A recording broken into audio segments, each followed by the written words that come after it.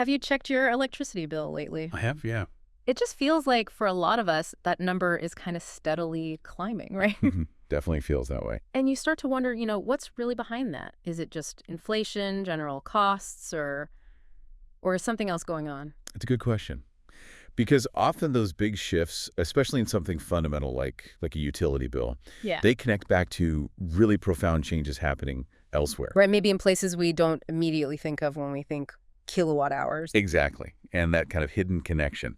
That's precisely what we're going to dig into today. We've got this stack of source material here, articles, notes, some research. Yeah, I see it. And it all seems to point towards this, well, surprising link between artificial intelligence, AI, which is booming, Everywhere, yeah. and something pretty basic, our power grid, and yes, ultimately, that line item on your electricity bill. Okay, so that's the mission for this deep dive then, to sort of unpack these sources, understand why AI, which feels so digital, so intangible, right, needs so much physical power, and how that demand is changing things physically with energy, and what the sources say about the real-world impact, especially for, regular people like you listening. That's exactly.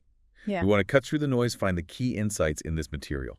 I have to say, I'm genuinely fascinated by this whole thing. It just feels counterintuitive, doesn't it? That, chatting with an AI or using some digital service could have such a concrete physical footprint on a power plant or the wires to your house. It really does. It's like the digital world crashing into the very analog reality of infrastructure. It's a powerful example, actually, of how innovation in one area creates these ripples, these dependencies across completely different sectors.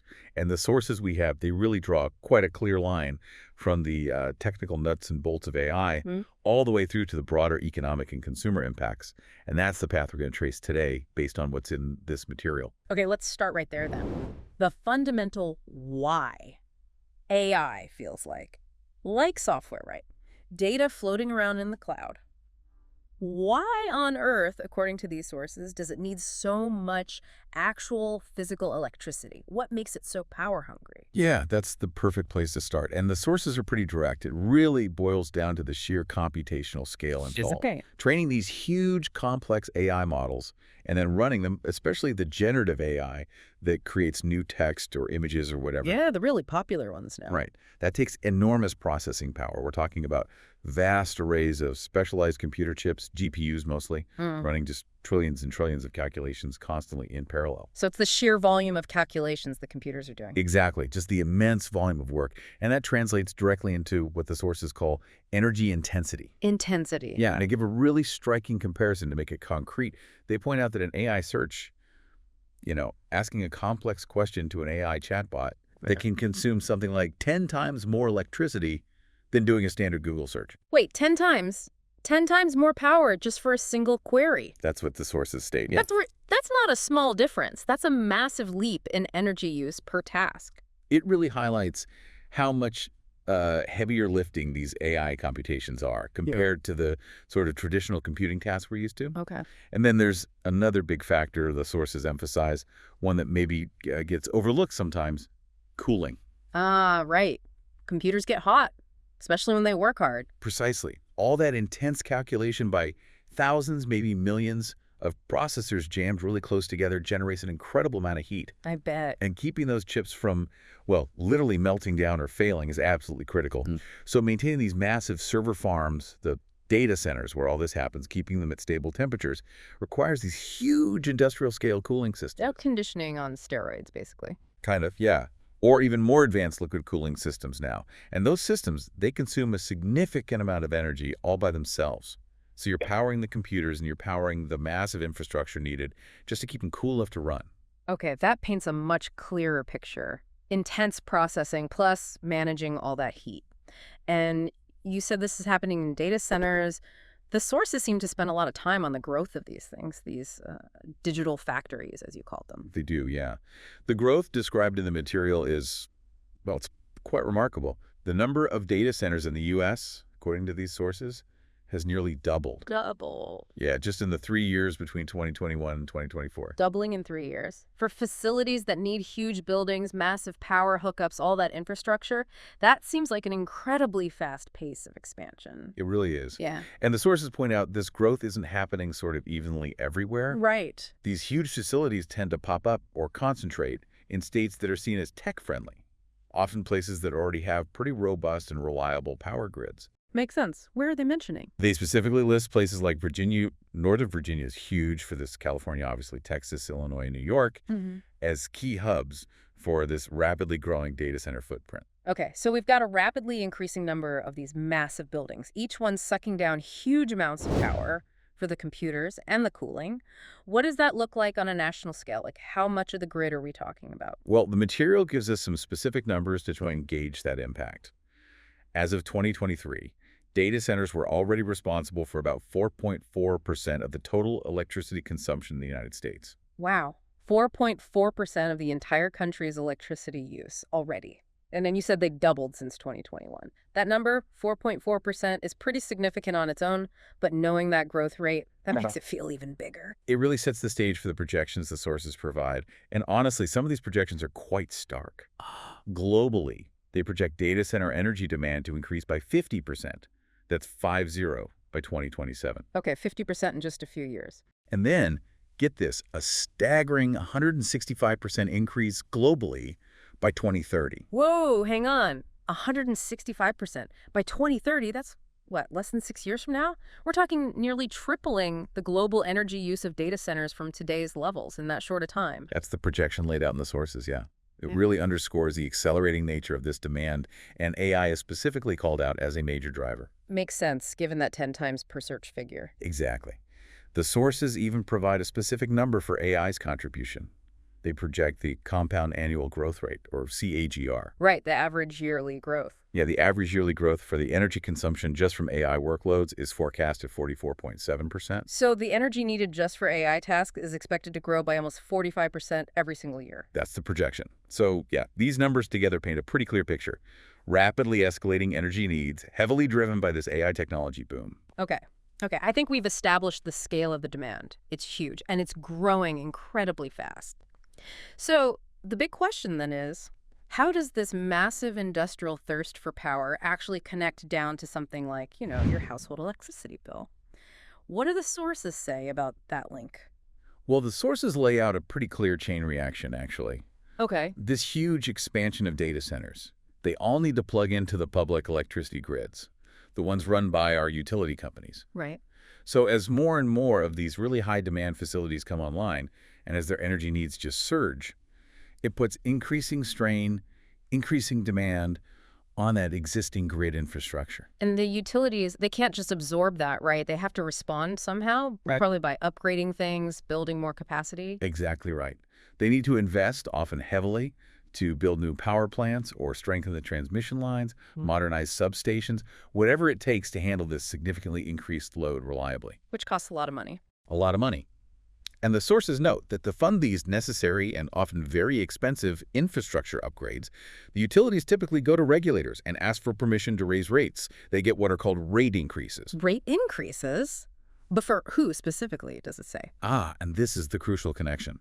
The sources explain that often this cost gets passed downstream and can directly impact residential consumers, like you. Your household bills climb as the utilities try to recover the costs of building out the grid needed to power these huge new industrial users. So wait, are the sources suggesting that regular households might end up effectively subsidizing the infrastructure upgrades that are needed, mainly because of these huge energy-hungry tech operations? That's certainly an implication raised in the material. Because the sources also mentioned something about tech firms maybe getting favorable deals. What's that about?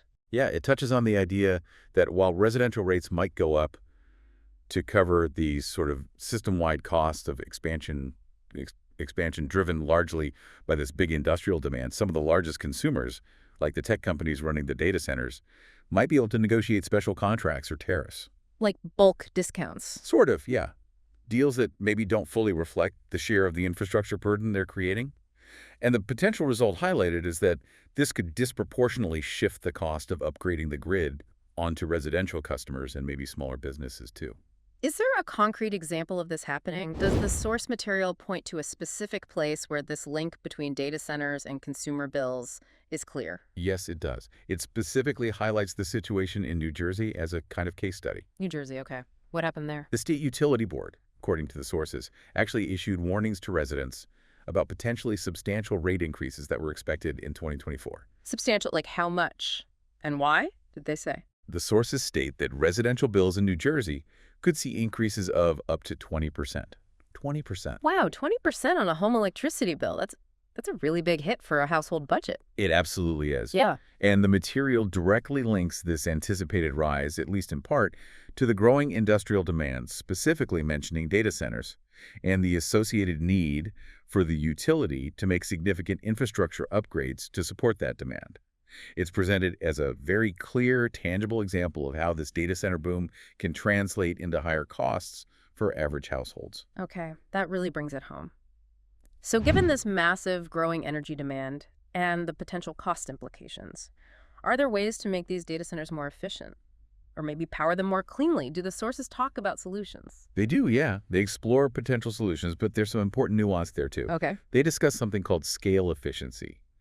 Basically, the idea that these newer, larger data centers are often more energy efficient per computation than, say, older, smaller facilities or lots of scattered individual servers. All right, so doing one specific task might take less energy in a new big data center. Potentially, yes. Yeah. The efficiency of processing, like one unit of data, might be improving.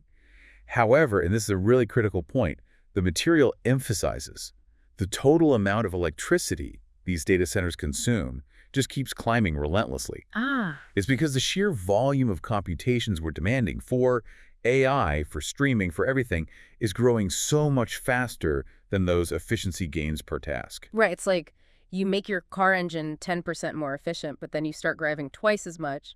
Your total gas consumption still goes way up. That's a perfect analogy. It captures the challenge really well. So efficiency improvements alone, while important, aren't solving the overall demand problem described in these sources. Okay, so what specific technologies or strategies do the sources mention as potential ways forward? Parts of a solution, anyway. They list several things being worked on or deployed. Right. One is more advanced cooling technologies. They mention liquid cooling specifically. Yeah, instead of just blowing air. Exactly. Yeah. Which can be much more efficient at removing the intense heat from densely packed servers. Makes sense when you've got so much heat in one spot. What else? They also talk about efforts towards on-site renewable energy generation. So data centers building their own solar panels or maybe wind turbines right there, if feasible. Okay. Powering themselves, partly. Smart grid integration is another area mentioned. The idea is that the data centers could potentially adjust their energy use based on what's happening on the grid, like using more power when renewables are abundant and maybe throttling back slightly during peak demand. Interesting. Using tech to manage tech's impact. Kind of, yeah. And that leads to the last one mentioned, using AI itself for efficiency. Deploying AI algorithms inside the data center to optimize how things run, manage power usage more effectively, fine-tune the cooling systems in real time. Using AI to reduce AI's footprint, essentially. That's the idea. So there are technological strategies being pursued aimed at either reducing the energy demand per task or sourcing the energy more cleanly. But I sense a but coming. Yeah. Despite these efforts, that warning about total power consumption still stands. It does. The material includes a pretty critical projection that serves as a stark reminder of just how big this challenge is. Which is? Without significant intervention, technological, policy, or both, the sources project that data centers could account for 21%, over 1/5 of global electricity demand by 2030. 21% of global power consumption by 2030. That's a massive jump from the 4.4% you mentioned for the U.S. now. It really underscores the urgency, doesn't it? It certainly does. It highlights the scale of the issue facing energy planners, policymakers, tech companies, and consumers worldwide. Right. Okay, so let's try and bring this all together. If we boil it down, what are the absolute key takeaways from this deep dive into the sources? What should someone listening really understand about AI, data centers, and our energy future? I think the first thing is that the sources clearly show AI, because of its huge processing and cooling needs, is driving this unprecedented boom in data center construction and their energy demand. It's not a small factor, it's a major driver. And these data centers are already big players on the grid, 4.4% of U.S. electricity in 2023, according to the material. Correct. And the projections are startling. Mm. Global demand potentially increasing 50% by 2027, maybe 165% by 2030. The growth curve is steep. And crucially, this isn't just some abstract industry issue. The sources draw a direct line from that surging industrial demand to the strain on public grids, leading utilities to raise rates to fund upgrades, which then directly hits residential electricity bills. The New Jersey example, with potential 20% hikes, makes that very concrete. Exactly. That connection is key. And while there are technological solutions being worked on better cooling, renewables, using AI for efficiency, which might help. Right. They offer some hope. They do. But the sources emphasize that the sheer scale and the accelerating growth of the total demand remain the dominant challenge, highlighted by that potential 21% of global power consumption by 2030 figure. So basically, the sources are telling us that the AI revolution, as exciting as it is fundamentally changing our energy landscape. It's creating this huge new demand for power that is pushing electricity costs up for consumers. That's the core message coming through the material, yes. And the sources don't just stop at diagnosing the problem or listing tech fixes, do they? They seem to point towards a broader need as well. They do. They really emphasize that tackling this requires sort of a two-pronged approach. On one hand, yes, continued technological innovation, making AI itself more efficient, making the data centers run leaner. Okay, the tech side. But just as importantly, they point to the need for smart policy interventions. Policies to guide how and where these centers are built, policies to encourage genuinely sustainable practices, and crucially, policies to figure out how the significant costs of powering this AI revolution are managed and distributed fairly. So it doesn't just automatically fall on residential customers. Exactly, to avoid placing an undue burden there. It definitely leaves you with a lot to think about, doesn't it? About the hidden real-world costs behind our increasingly digital lives. You know, as our world relies more and more on AI, fueled by this enormous and growing appetite for energy, how do we make sure that the incredible benefits we get from this technology are balanced against these very tangible, very real costs?